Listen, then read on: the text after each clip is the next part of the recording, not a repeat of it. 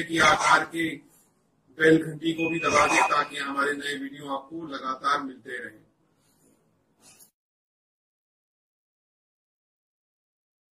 नमस्कार दोस्तों, धर्म रहस्य चैनल पर आपका एक बार फिर से स्वागत है। अभी तक आपने प्रेत शक्ति और हनुमान भक्ति भाग 2 जान लिया है। आइए पढ़ते हैं भाग 3 को और पढ़ते हैं उनके पत्र को कि आगे क्या घटित हुआ था उस कहानी में। गुरु जी को प्रणाम। मेरा प्रेत शक्ति और हनुमान भक्ति का यह तीसरा भाग है। दिल्ली से मेरी लड़की के साथ उसके ससुर, दामाद और उनके बड़े भाई आए थे। वो भी आकर सच्चाई जानने की अपनी तरीके से कोशिश करने लगे। बार बार उनके सवाल करते थे कि कौन है वो और इस लड़के को आखिर क्यों परेशान कर रहा है। वो उनके हर सवाल का जवाब अपने तरीके से ही दे रहा था। फिर उन लोगों ने उससे पूछा कि उसने फांसी आखिर क्यों लगाई थी। कोई भी अगर परेशानी थी तो अपने भाइयों से कहता या घर में किसी और से कहता। कोई तो तेरी बात समझकर तेरी समस्या का समाधान अवश्य ही करता। आखिर क्यों तूने यह फांसी लगाने का गलत निर्णय लिया था। किंतु वह कुछ नहीं बोलता, सिर्फ यही कहता कि मेरे से कोई भी प्यार नहीं करता। मैंने यहाँ आकर गलत किया। आप अजय भाई को बचा लो, ये बहुत खतरनाक है। उससे यह भी पूछा कि उसने मन में फांसी लगाने का ख्याल कब आया और फांसी लगाने वाली प्लास्टिक की डोरी वो कब लाया था। उसने बताया कि फांसी लगाने का उसके मन का विचार जो थे काफी पहले से ही चल रहा था, क्योंकि आप लोगों में से कोई भी उससे प्यार नहीं करता था और फांसी लगाने वाली डोरी उसने वह चुपके से उस दिन खरीद ली थी जिस दिन 17 नवंबर 2018 वाली रात थी। आप लोगों के साथ शादी के कपड़े लेने के लिए जब शॉपिंग करने गया था, जब वह इस बात को संतुष्ट हो गया कि यह राज ही है और इसके साथ कोई और भी बात है, वो बात करते करते वह बीच बीच में अपनी उपस्थिति का एहसास दिला देता था। अपने यहाँ आए रिश्तेदारों के लिए मैंने अपने छोटे पुत्र से खाने के लिए मुर्गे का गोश्त और एक इंग्लिश की शराब की बोतल मंगवा ली थी। खाना खाने के पश्चात मैं और मेरे समधी शराब पीने के लिए बैठ गए। शराब पीने के दौरान उनका बड़ा पुत्र भी हमारे साथ पीने के लिए बैठ गया था। इसी दौरान उनका बड़ा पुत्र बोला, मौसा जी, आप अजय को राजस्थान स्थित बालाजी के मंदिर में लेके जाइए। यह वहां पर जाकर पूर्ण रूप से ठीक हो जाएगा।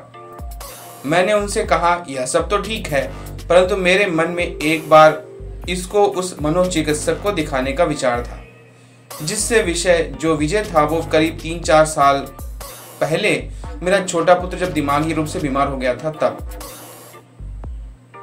उसकी वजह से वो ठीक हुआ था। तो वो कहने लगे कि उसको बाद में दिखा देना या दिखाना ही जरूरी है तो इसको अभी दिखा देते हैं। मैंने उनसे कहा कि वो तो शाम को 6 बजे के बाद ही बैठता है।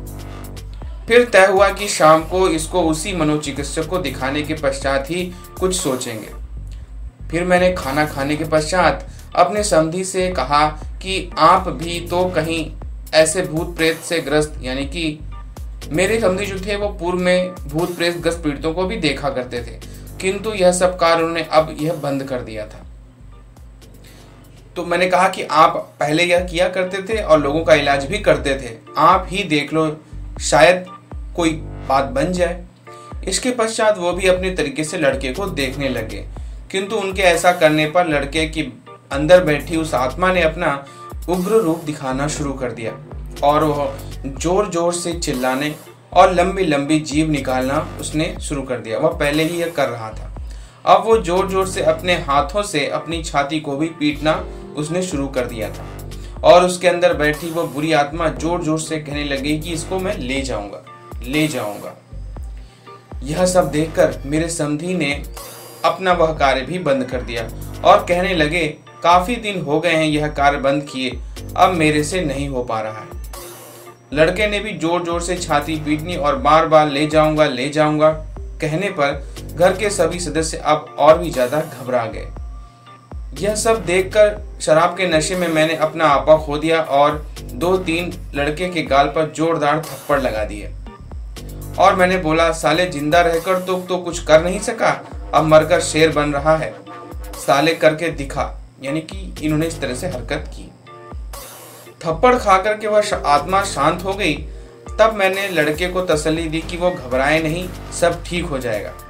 कुछ देर शांत बैठने के पश्चात लड़का फिर से वही हरकतें करने लगा।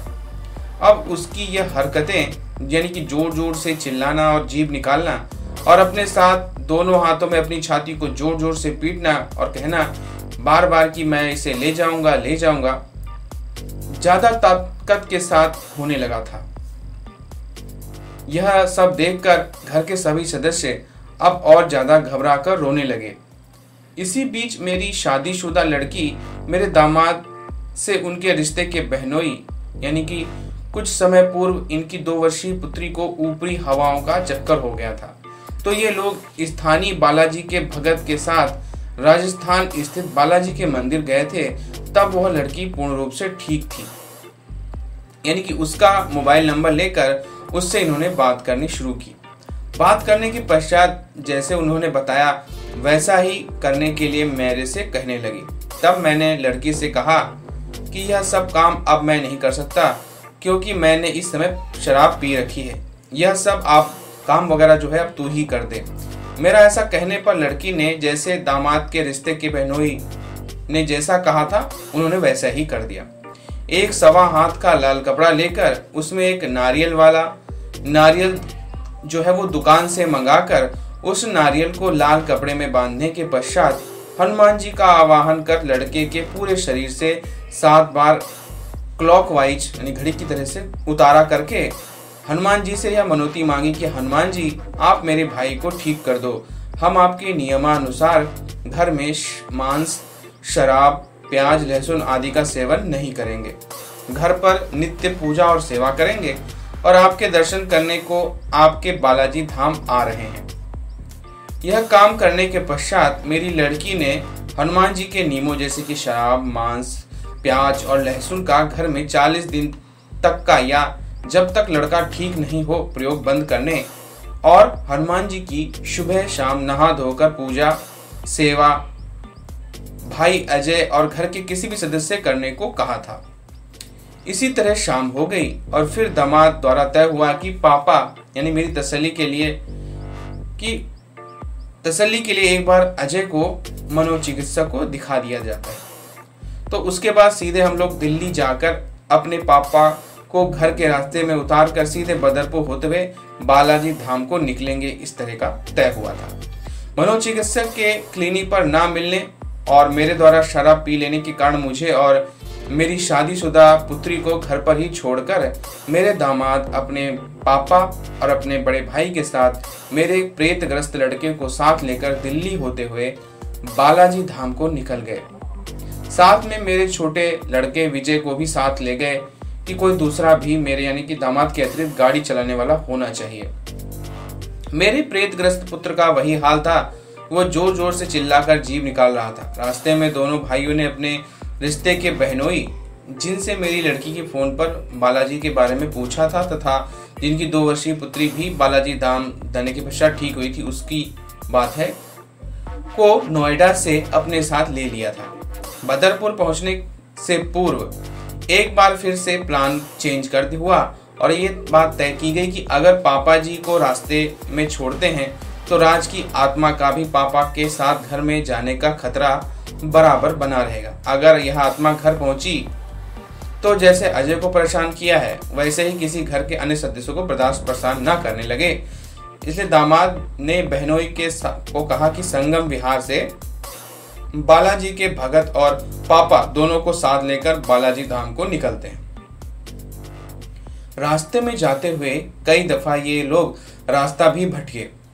शायद इन्हीं आत्माओं के कारण ही या स्वयं ही ऐसा हुआ हो। बालाजी को याद करते ही जल्द ही सही रास्ता मिल जाता था और सुबह तक जैसे तैसे आखिर पहुंच ही गए बालाजी धाम। बालाजी मंदिर में पहुंचते ही मंदिर के रास्ते में लड़का बेहोश हो जाता है। मंदिर में जाकर जोर जोर से उसे चिल्लाने लगता है। मंदिर में सर पर उस आत्मा की सवारी आकर के खेलता है। यह सब हर प्रेतग्रस्त इंसान के साथ होता है और मेरे लड़के के साथ भी यह हुआ। अगले दिन मेरे दामाद मेरे लड़के को लेकर दिल्ली रवाना हो गए। हम दोनों में तय हुआ था कि इस रात के समय तक वो सरिता विहार की मार्केट में पहुंच जाएंगे और मैं अपनी गाड़ी से अपनी शादीशुदा लड़की और उसकी पुत्री को लेकर उस तय जगह तक पहुंच जाऊंगा। ऐसा इसलिए तय हुआ था कि अगर हम दोबारा से लड़की के यहाँ गए तो ऐसा ना हो कि वहां पहुंचकर और कोई बुरी आत्मा लड़के के साथ ना लग जाए। इस वजह से मैं अपनी पत्नी पुत्री के साथ लेकर दिल्ली जाकर अपने लड़के को देर रात तक घर आ गया। घर पहुंचने से पूर्व रास्ते में मैंने अपने पीने के लिए शराब ले ली और जिस रास्ते पर मैं पी गया, उसके बाद गुरुजी घर पहुंचने के कुछ समय बाद मेरा छोटे लड़के के साथ मामूली झगड़ा भी हो गया। मैं उसको 2-4 गालियां देकर दूसरे कमरे में जाकर के सो गया। सुबह पत्नी ने बताया कि रात को पहले छोटी लड़की इसी तरह खेलने लगी जैसे अजय खेलता था, फिर बड़ी लड़की भी खेलने लगी, यानी उसके पर भी भूत का असर आया। फौरन अजय के सर पर बाबा हनुमान जी की सवारी आ गई, तब का वह ठीक हुई। उसके बाद कुछ देर बाद छोटा लड़का विजय भी ऐसा करने लगा कि फिर दोबारा अजय पर बाबा की सवारी आई तो वो सही हुआ, तो मैं भी ऐसे ही हो गया। फिर माँ यानी कि मेरी 90 वर्षीय बुजुर्ग माँ ने बाबा से जोर जोर से रोते हुए बाबा से प्रार्थना की कि बाबा यह सब क्या हो रहा है हमारे घर में। तब फिर से अजय पर बाबा की सवारी आई, तब मैं ठीक हुई। पत्नी ने रोते हुए कहा कि कहीं ऐसा तो नहीं कि ये बुरी आत्मा घर से अजय के साथ बालाजी गई ही ना हो, या फिर गई हो तो रास्ते में कहीं रुक गई हो, मंदिर में ना गई हो। ऐसा सुनकर मेरा दिमाग भी चकरा गया कि अब क्या होगा। फिर मैंने बड़ी मुश्किल बड़े लड़के को जगाया और कहा स्नान कर हनुमान जी की आरती कर ले और मैं भी तैयार हो जाता हूँ। मैं तैयार होकर लड़के को तैयार करवाने लगा। जैसे तैसे लड़का तैयार होकर धूप और दिया जलाकर आरती करने लगा, तब ही लड़का बेहोश होकर गिर पड़ा। गनीमत थी कि लड़का चारपाई अर्थात बेड पर नहीं सो रहा था, वहीं फर्श पर कपड़े बिछाकर सो रहा था, जिस कारण ओढ़नी वाली रजाई यानी कंबल वहीं पर पड़े थे जिन पर वो बेहोश होकर गिरा था, वरना पक्का फर्श होने के कारण उसका सर भी फट जाता। हम सभी लोग डर गए और घर के सभी फिर से लोग रोने लगे। तब मैंने किसी तरह गुस्से से सभी को चुप कराया और लड़के को होश में लाने लगा। काफी देर हो गई परंतु वह होश में नहीं आया, तो सभी बाबा को याद करने लगे और कहने लगे कि बाबा आओ बाबा आओ। जहां बाबा रात में खुद ही 2 बार आ रहे थे, इस बार तो घर के सभी सदस्यों के रोने धोने और आग्रह करने पर भी नहीं आ रहे थे। करें तो क्या करें, कुछ समझ में नहीं आ रहा था। इस प्रकार से यहाँ पे देखिए इन्होंने पुकारा है उन्हें और पुकारने के बावजूद भी वो नहीं आए, तो क्या इसकी वजह हो सकती है। देखिए यहाँ पर कोई ना कोई ऐसी घटना घटित हो गई जिसकी वजह से उनको जो है आने में तकलीफ हुई है, कोई समस्या यहाँ पे प्रकट हुई थी, इसी वजह से वो नहीं आ पाए होंगे। तो इसके पीछे परिवार में क्या किया गया या बाकी लोगों ने क्या किया, हम लोग अगले भाग में जानेंगे। तो ये था भाग 3। अगर आपको ये कहानी पसंद आ रही है जो इनके जीवन में एक सच्ची घटना की तरह घटित हुई है, तो वीडियो को लाइक कर सकते हैं, शेयर कीजिए ज़्यादा से ज़्यादा, और अगर चैनल पर नए हैं तो सब्सक्राइब कीजिए। आपका दिन मंगलमय हो। धन्यवाद।